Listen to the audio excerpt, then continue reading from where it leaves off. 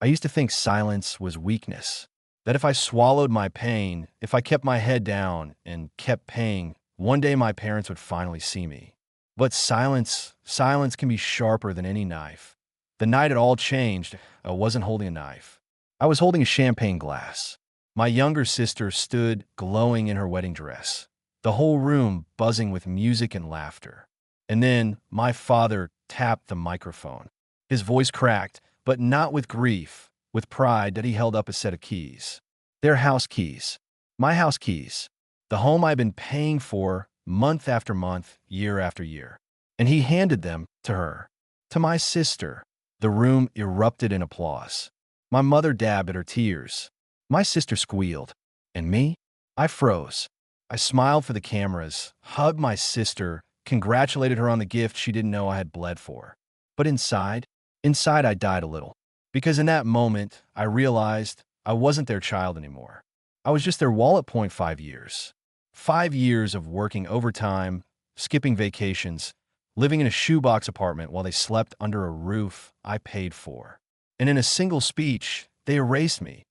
Betrayal doesn't always come as shouting or fists. Sometimes it's just ink on paper signing your existence away that I thought maybe they'd feel guilty. But 2 months later, my parents sat across from me at dinner. My mother swirled her wine and said, almost casually, "Your vacation house, it's sitting empty most of the year, isn't it? Maybe we could stay there." That was the moment. The fork slipped from my hand, and I looked at her, really looked, and I realized they would never stop taking. I wasn't their son. I was their resource that I didn't yell. I didn't argue. I simply said, "No." The silence that followed? That silence was the sound of a bridge burning. From that night on, I stopped being their child. I became their opponent. I started collecting papers, mortgage slips, bank transfers, deeds. Every dollar I had funneled into their comfort, I traced back. My nights became colder, my smile sharper. I learned patience, because revenge isn't fire, it's ice. First, I stopped paying, quietly, without warning. The house wasn't mine anymore. Why should I bleed for it?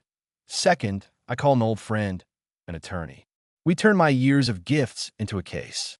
Proof that my sacrifices weren't charity, they were loans. Enforceable, undeniable. And then I waited. That tea didn't take long. 2 missed payments, and the cracks appeared. My sister called me sobbing. "Please, just help us until we're steady again." I told her gently, "I can't." My words were soft, but they cut.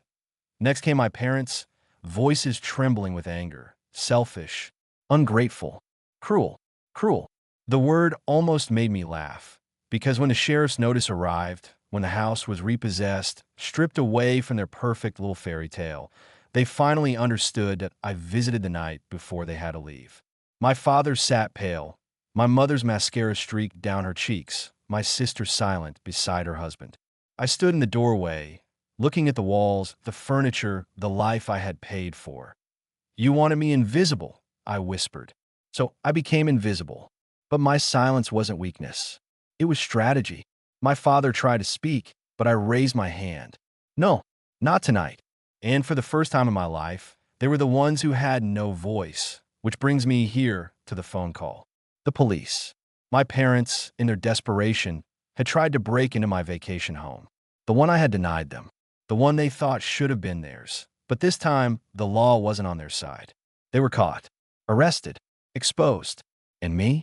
I didn't even have to lift a finger. People ask if I regret it, if I wish I had forgiven them. But forgiveness is a gift. And I learned long ago, my family never gave gifts. They only took them. So no, I don't regret a thing. Tell me, would you?